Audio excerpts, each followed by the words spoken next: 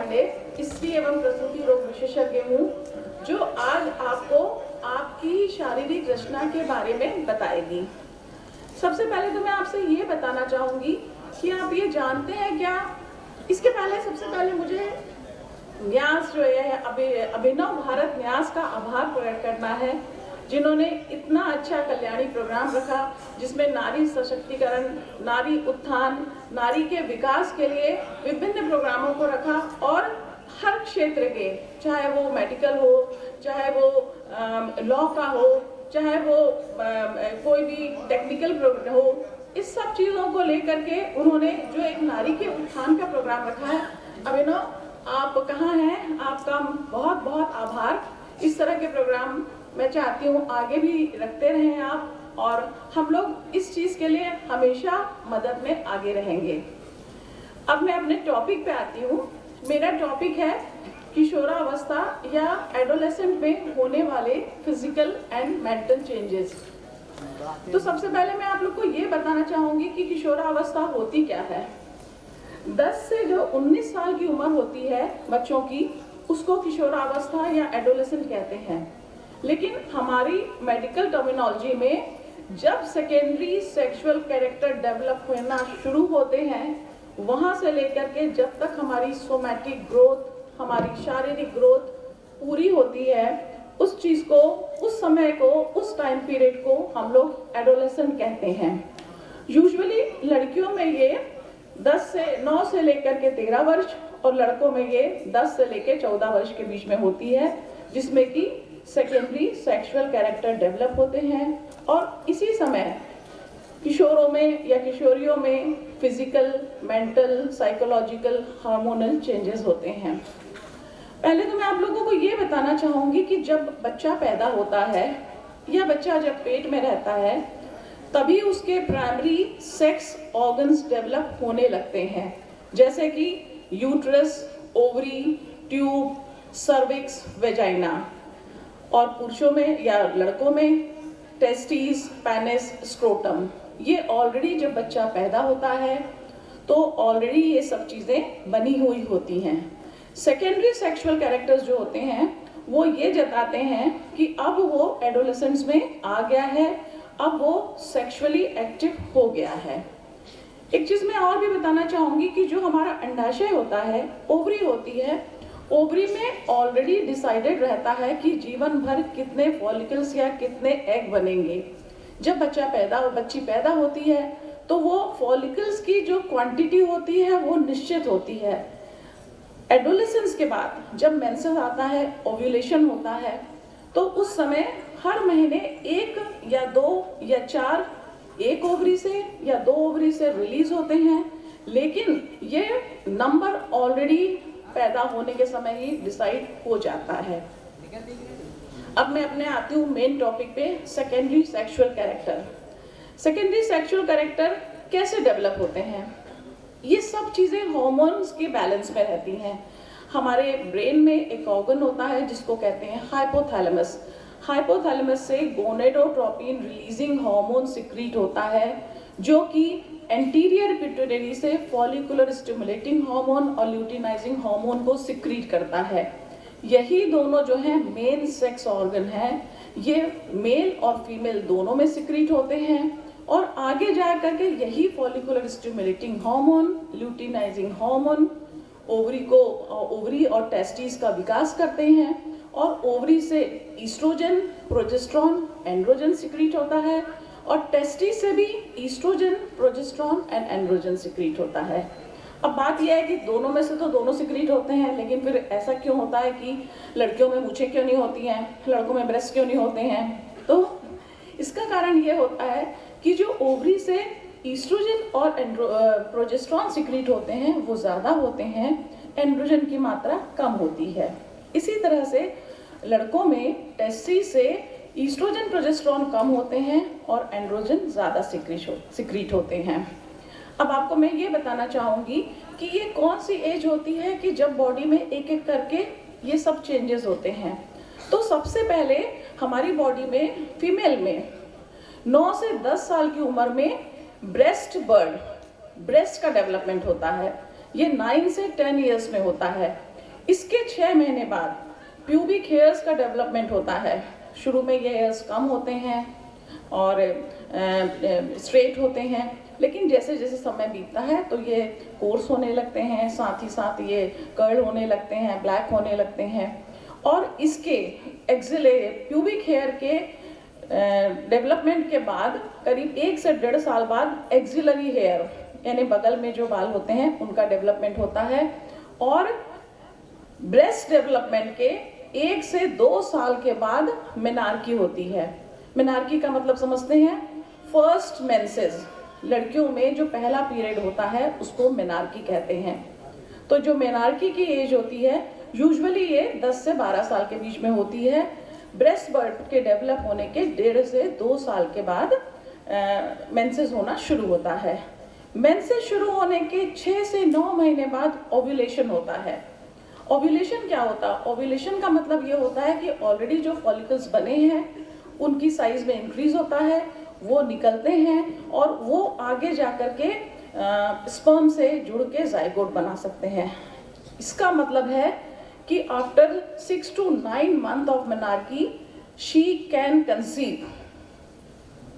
Menarche के menses आने के 9 महीने बाद वो कंसीव कर सकती है। तो बच्चों, ये पीरियड आप लोगों को सबके लिए बहुत ही क्रूशियल होता है, बहुत सावधानी रखने का होता है। इसके बारे में मैं आपको आगे बताऊंगी। इसी एज में जब FSH और LH यानी follicular stimulating hormone, luteinizing hormone secrete होते हैं, तो उसी समय यूट्रस बढ़ता है, ओवरी बढ़ती है और वेजाइना बढ़ता है। वेजाइना में हेयर्स होते हैं, लेबिया मेजोरा माइनोरा बढ़ते हैं, उसमें फैट डिपोजिशन होता है। और जो बॉडी होती है, गर्ल्स की बॉडी जो होती है, उसमें कुछ फैट रीडिस्ट्रीब्यूशन होता है।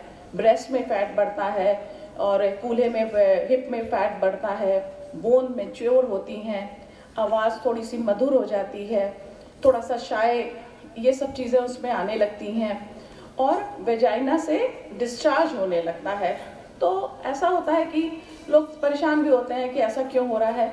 ये सब इसलिए होता है कि ईस्ट्रोजन के प्रभाव से जो ग्लैंड्स होती हैं हमारी, vaginal gland, cervical gland, endometrial gland, ये जो ग्लैंड्स होती हैं ये बढ़ जाती हैं, इनकी हाइपरट्रॉफी हो जाती है, जिससे इनका सिक्रीशन बढ़ जाता है। तो इसमें कोई चिंता की बात नहीं है, ये भी प्यूबर्टी का एक साइन है।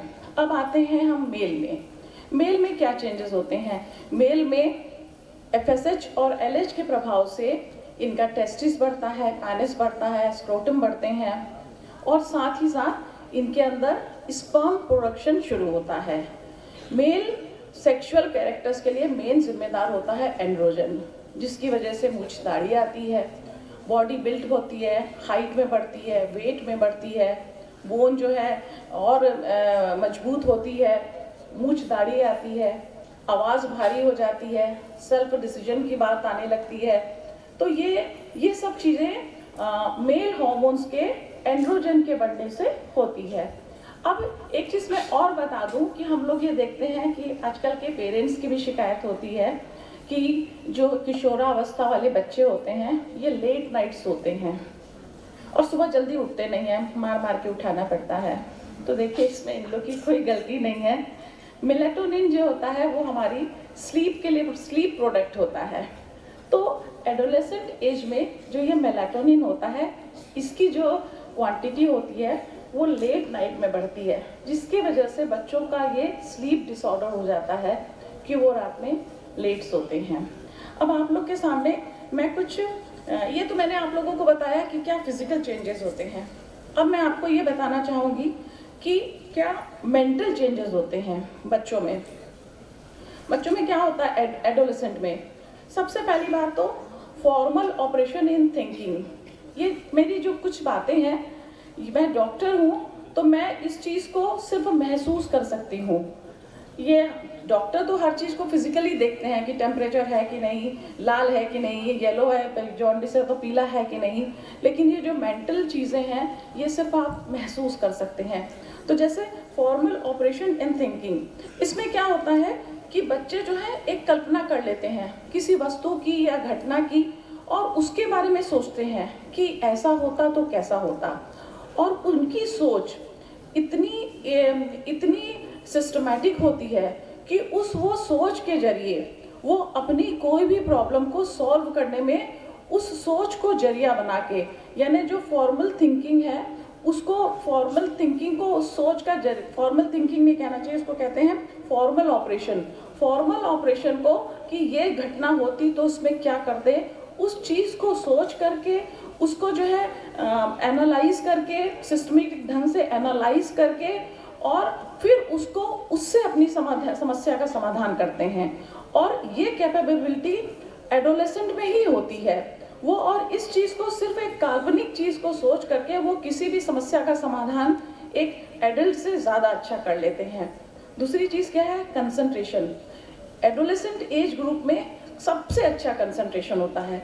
ये जिस चीज़ में भी कंसंट्रेट करें, चाहे आप इनको वीडियो गेम दे दीजिए, चाहे यदि ये मैथ्स में इंटरेस्टेड है आप डिफ़िकल्ट से डिफ़िकल्ट सम इनको दे दीजिए, चाहे इनसे आप फेसबुक का कुछ पूछ लीजिए कि ये कैसे होता है, वैसा कैसे होता है, इंस्टाग्राम में देख लीजिए। ये जो एज होती है एडोलेसेंट की, इसमें सबसे ज़्यादा दिमाग सबसे ज़्यादा एक्टिव रहता है। आप लोगों को मैं एक चीज़ और बता दूं कि ये साइंटिस्ट ने प्रूव करा है कि एडोलेसेंट एज ग्रुप में सबसे ज़्यादा ब्रेन का डेवलपमेंट होता है। एडोलेसेंट एज के बाद सिर्फ ब्रेन का कंसोलिडेशन होता है, सुदृढ़ीकरण, वो मजबूत होता है, लेकिन जितने भी डेवलपमेंट होते हैं वो मैक्सिमम एडोलेसेंट में होते हैं। एडोलेसेंट चाहे तो आसमान से तारे तोड़ सकता है, इतना उसका दिमाग विकसित होता है। दूसरी बात क्या है, कंसंट्रेशन के सिवा इनके अंदर एबिलिटी टू जनरलाइज फैक्ट्स।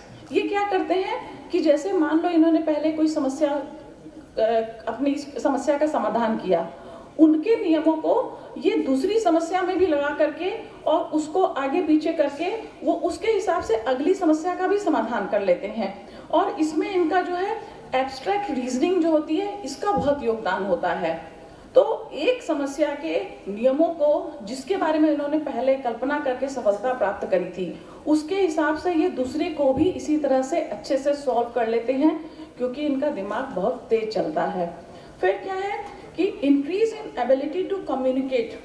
इनके अंदर किसी से विचार विमर्श की इतनी क्षमता होती है कि ये तर्क वितर्क लॉजिकल पॉइंट पे जितना हम और आप नहीं कर सकते, उतना अच्छा ये तर्क वितर्क करके और अपनी बात मनवा लेते हैं। ये कैसे हो सकता है? इनके दिमाग के विकास की वजह से। इस समय इनका मेंटल लेवल जो होता है एकदम अपने एक्सट्रीम पे होता है। फिर है कि किसी के साथ भी ये increase in ability to grasp and understand. ये कोई भी चीज़ को बहुत अच्छे ढंग से समझते हैं। ऐसा नहीं है सामने आने वाला व्यक्ति या उसका इंटरेक्शन क्या है, वो उसको आपसे ज़्यादा अच्छा समझेंगे। ये उन गूढ़ तथ्यों को भी समझ जाते हैं समस्या के पीछे कि इसके पीछे क्या बात है और इसका कैसे सॉल्व करना है। ये सब इनकी मेंटल कैपेबिलिटी की वजह से होता है। Increase ability to decision. ये एक स्वतंत्र होकर के सोचना चाहते हैं। ये माँ बाप के या कोई इन पर कोई चीज़ थोपे, ये इनको बर्दाश्त नहीं होती है।